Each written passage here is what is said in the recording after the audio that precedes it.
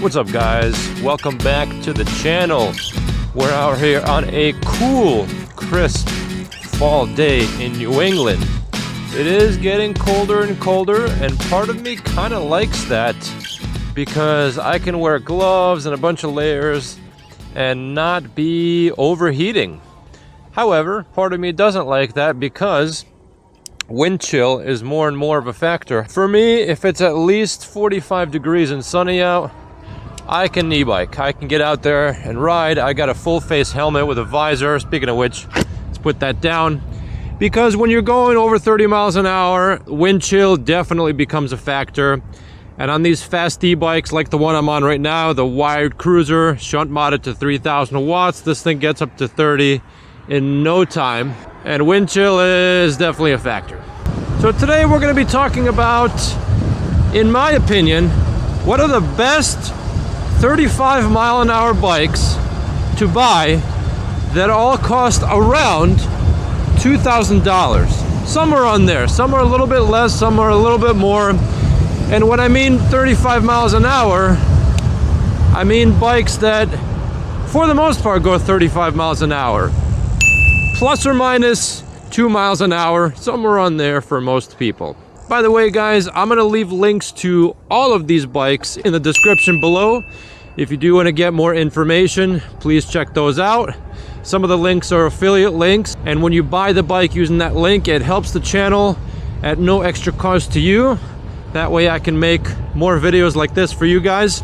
And if you guys like videos like this, please consider subscribing, liking the video, and hitting the notification bell. I would greatly appreciate it. The YouTube overlord algorithm would appreciate it as well. So without further ado, let's jump right in to the first bike on the list. These are in no particular order, which is the Aerial Rider Kepler. And that was one of my first e-bikes that I ever got. The very first e-bike I got was just kind of a junk Walmart e-mountain bike back in the day. I didn't like it, it was underpowered, so I ended up just going with what I really wanted at the time, which was an Aerial Rider Kepler.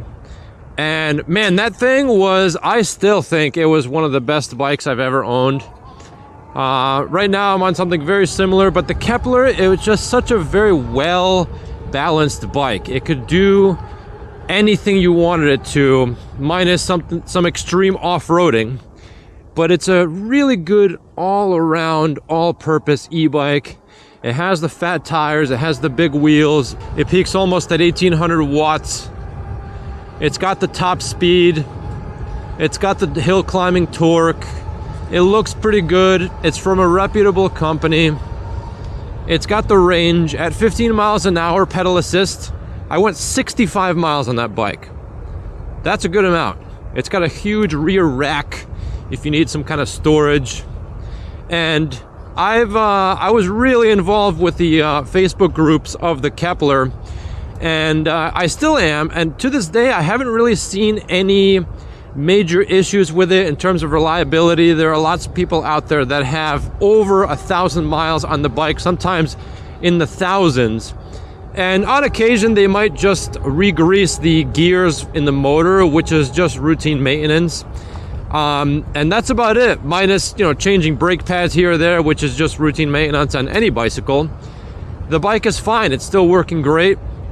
I think is one of the best value e-bikes out there, and right now they're selling it for $18.99. And Aerial Rider does have first responder discounts for medical personnel, military personnel. I think they have a student discount as well. So if you know someone in the medical field, in the military and law enforcement who can get you that discount through their email, definitely do that. I actually got the discount because my girlfriend was a nurse, so I got $100 off. So $18.99, free shipping after taxes, minus $100 if you use that discount. Somewhere around $2,000. If you don't use that discount, probably just over. Still a very, very good deal. And speaking of sales, currently the Aerial Rider X Class is also on sale, and that's a moped style e-bike. I'm pretty sure it uses the exact same motor and controller and battery components as the Kepler. I know people say it peaks at 2,000 watts, but that makes no sense because I want to say the controller is a 35 amp controller, so that doesn't make any sense. It seems like the motor spins at the same RPM as the Kepler, but because of the smaller wheel, I don't think it'll go as fast as the Kepler, but it will have a little bit more torque, so I have to throw that in there. Honorable mention. If you guys like more of a moped style e-bike, it does have dual suspension. It's a very, very, very popular e-bike. Has a huge community, lots of customization options. So if you get that just as a beginning platform, let's say you get it because you like the components and you want to upgrade it later, you can do that. There are so many different batteries you can get for this custom fit, ready-made for the X-Class. So for that alone, I think it's a great bike, and it happens to be on sale right now for a great deal, so definitely check that out. I'm not affiliated with Aerial Rider in any way, shape, or form, but I think they have a great product. And on the same topic of e-moped style bikes, for around $2,000 that go 35 miles an hour is the newer Rev1 from Ride1Up, and this is specifically the hardtail version. There is a full suspension version, but that's well over $2,000. I think it's like $2,400, $2,300, somewhere on there. This one is under $2,000. I believe after taxes, it comes out to about $1,900, but it looks like it has nicer wheels than the X-Class. It has the mag wheels. It also, in my opinion, just looks a little bit better stock. It has a huge cavity in the middle for a gigantic battery upgrade if that's what you guys want to do. And it looks like it also has gigantic hydraulic disc brakes, which are very important for stopping. And larger disc rotors do help preserve your brake pads, because the smaller the rotor, the more pressure you're going to need to stop. And the more pressure you apply to your rotors, the more heat that's going to generate. Therefore, the faster they're going to wear out. And I learned that the hard way with my Mila DK300. It has quad piston calipers, 160 millimeter rotors, and the brake pads are already worn out. And it hasn't even been, it's been just about 500 kilometers. But even before then, the brakes are already on their way out. So I would definitely recommend large brake rotors, at least 180 millimeters, if you have a heavy and fast bike like that. And thankfully, the Rev1 does come with those big brakes. Next up, we have a bike that's a little bit over $2,000. On their website, it's advertised at $1,999. However, when you try and buy it, you'll realize that depending on the state you're shipping it to, it does have taxes, and you do have to pay for shipping. And the shipping, I want to say, is between $200 and $300. So that bike, you probably all know what I'm going to say, is the Wired Freedom / Cruiser, the one we're on today. The most important reason why I like this bike is because it has the 60-volt system and probably the biggest geared hub motor you can get right now, period. It's bigger than the one on the Aerial Rider Kepler. I believe that one is a GO62. Slightly modded. I want to say they call it a GO63. Maybe it has slightly different wiring. But this motor is made by a company called Hentac / Hengtai. I believe they're the same company. And it's a massive motor. And what that means is that it can take a lot of power and not melt under that power. So right now, I am pushing peak 3,000 watts into this motor, and it is doing just fine. I've had no overheating issues at all. I've been riding this thing now for hundreds of miles with this shunt mod that I did to it, and it's incredibly fast. This bike will do 40 miles an hour, throttle only, especially if you're on the lighter side. After you do the shunt mod, it'll do 40. Before the shunt mod, if you're a normal sized guy, I want to say it peaks at 2,400 watts. On their website, it does say that it peaks at 2,200 watts. I don't understand how they calculate that, because the controller does say it's a 40 amp controller. So you do the math, 60 times 40 is 2,400. But regardless, if you don't do the shunt mod, this bike will definitely easily get you to 35 miles an hour. On their website, it does say it will bring you to 35 miles an hour. Some people have gotten it a little bit faster, maybe 36, 37. Any other claims of going faster than that, I would be very weary of, because the motor does spin faster than that speed. So like a lot of motors, they'll just cut you off at 28. A lot of the 48 volt 750 hubs. This one cuts you off at 45 miles an hour. So if you are going even at a slight downhill that you can't perceive the slope, however, there still is a slope. If you're going at a slight downhill, you'll obviously go faster than 36, 37. And a lot of people will then start to say, oh, this bike can go 38, 39, even 40. I've seen numbers of 41 miles an hour, which makes absolutely no sense, because it's a 2400 watt bike that now you say goes faster than the one I'm on right now, which is 3000 watts. Makes no sense at all, but be very wary of these numbers. I try and be as honest as I can. So just know that you will definitely go 35 miles an hour, no question, with this bike at the stock speeds.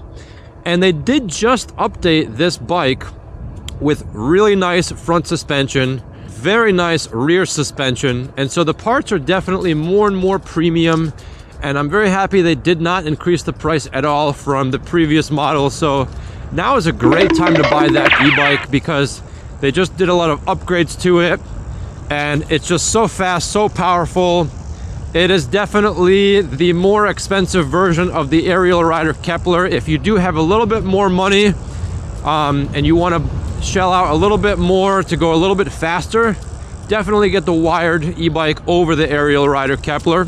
But like I said, it is a little bit more than $2,000, so just keep that in mind. Two different versions you can get: the step-through version, which I have, which has a huge cavity in the center, which is just begging for that triangle battery, so you can get a really nice, clean-looking dual battery setup and have your rear rack available for storage. And if you don't do the shunt mod, man, you're gonna have range like crazy. This bike already has a lot of range, even with the shunt mod. It does have, does draw power more from the batteries than normal, than the stock amperage. But regardless, it has so much range, it's crazy. I went on a about a 26-mile group ride the other day with a couple of friends from an e-bike group nearby, and my battery ended at about 75%, and you could just go forever on this thing.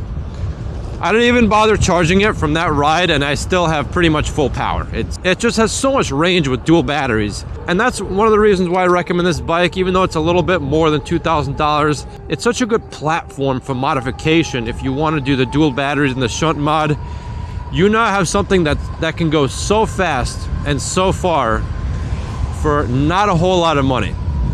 So yeah, guys, definitely check that out in the description below. I'm sure you guys, if you're watching this video, if you follow this channel, you've seen all the videos that I've made with this bike.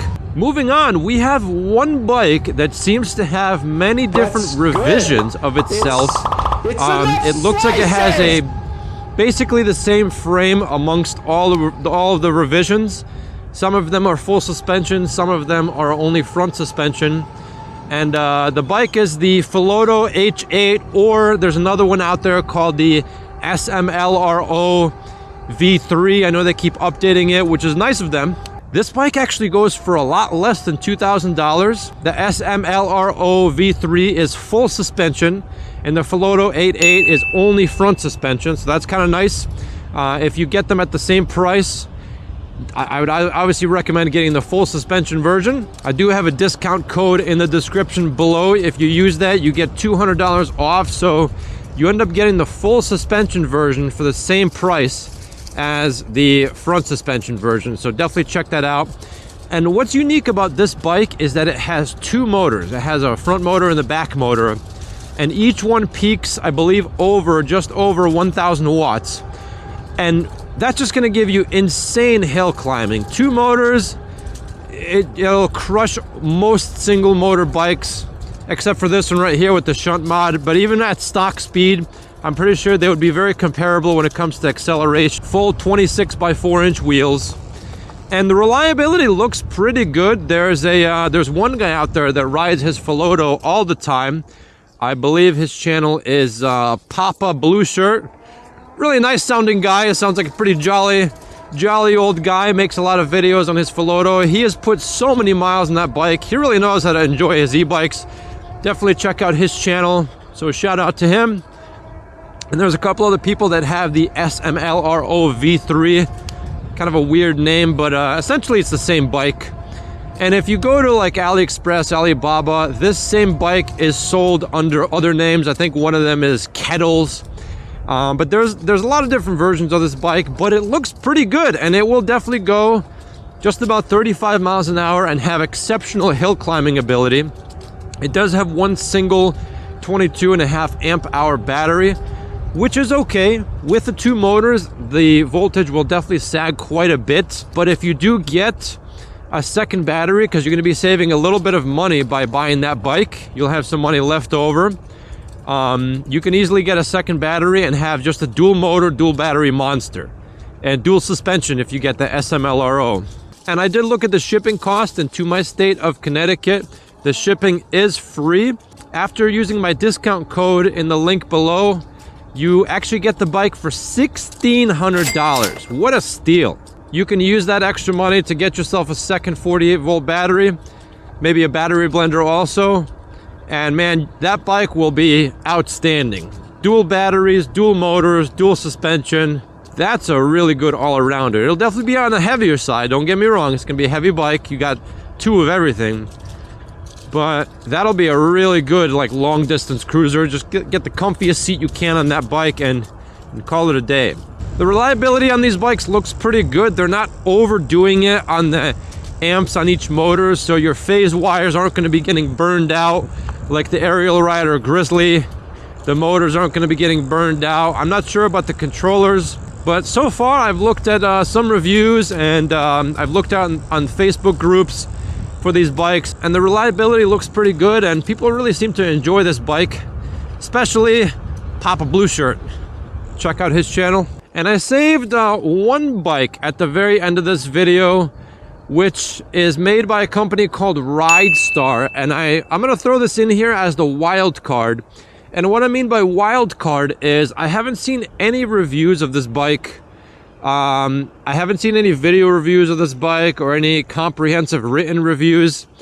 But check this out, guys. This is a moped style bike with 20 by 4 inch fat tires. It has dual motors, dual suspension, dual batteries, and it's a 52 volt system, which means it definitely has the ability to go 35 miles an hour with exceptional hill climbing ability, considering it has two motors. It has a smaller wheels, which means it's going to have a lot of torque. Each motor gets to 52 volts. It's incredible. And the price after, if you go on Amazon, the price I believe is about $1,800, and they do charge you a $200 shipping fee. So for $2,000, you can essentially have what would be an Aerial Rider Grizzly for $1,000 less. I think the AR Grizzly is actually going for over $3,000. This costs $2,000. And the reason I'm saying this is a wild card e-bike is because I don't know the reliability of this bike. I don't know a lot about the components. I don't know if the components are what the company claims they are. But if they are, and if the reliability is decent, this bike is incredible.